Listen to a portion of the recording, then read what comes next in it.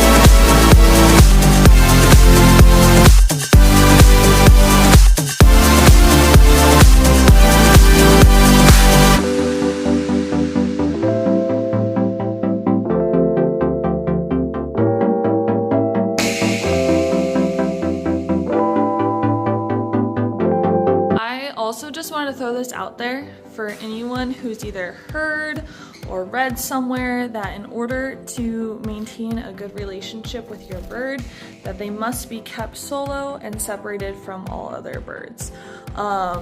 Because if you keep them with other birds, you run the risk of them bonding to that other bird rather than wanting to interact with you. And I can tell you that for the most part, this is pretty inaccurate. Now, there's always exceptions to every situation. You might run into a bird who really just does not like other birds and does not gain a whole bunch of social value from other birds. But that being said, for the most part, birds are social creatures. Parrots specifically, they live in large flocks, especially when you get into the small species like green cheeks here, and they need a whole bunch of social stimulation in order to live their best lives. I personally keep my birds in a flock setting. They're all out together pretty much all day until they go to bed at night, and I have a great relationship with all of them. They are bonded. Some of them are bonded. These two over here are bonded. Briar and Cedar, my tree flyers, they're bonded. And I actually use a bit of that bonding to my benefit for free flying. So just because they are bonded to each other or they are allowed to freely interact with each other, that doesn't mean that you can't have a good relationship with them, even when they're all together. So hi, buddy. See? Where we go? Hi.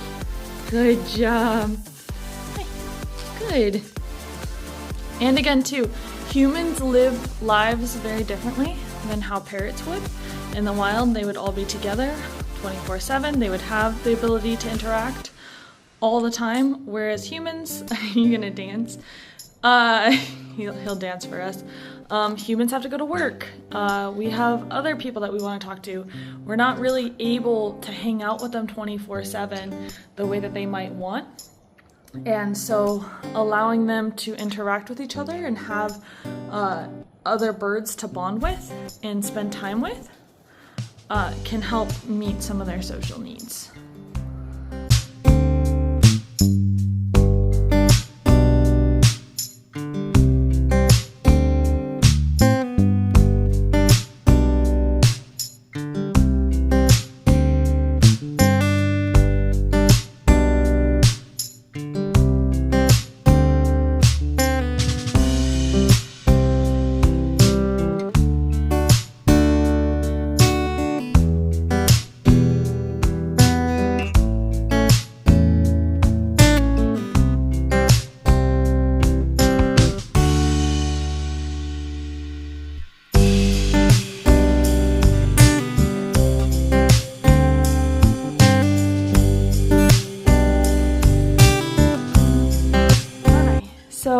this is Taz. I haven't talked about him yet, but I'm planning at some point to kind of go into more detail about his story.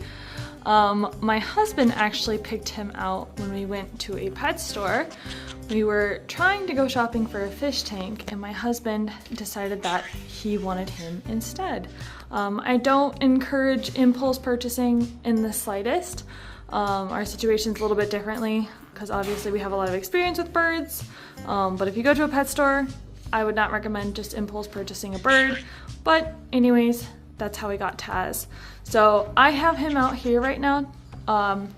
He just grew in all of his feathers like a couple weeks ago, or a couple months ago. When we first got him, his feathers were completely butchered. Like, he was plucked, his chest was plucked, he had been chewing on his tail, and his wing feathers were completely butchered. They were clipped, he had no ability to fly whatsoever. He's dancing. Anytime he tried to fly, he would just fall like a rock. So we have been working quite a bit with him on getting him to fly even a little bit. And so now I have him out here in our little screened in area to try and see if we can work with him a little bit on getting him to fly.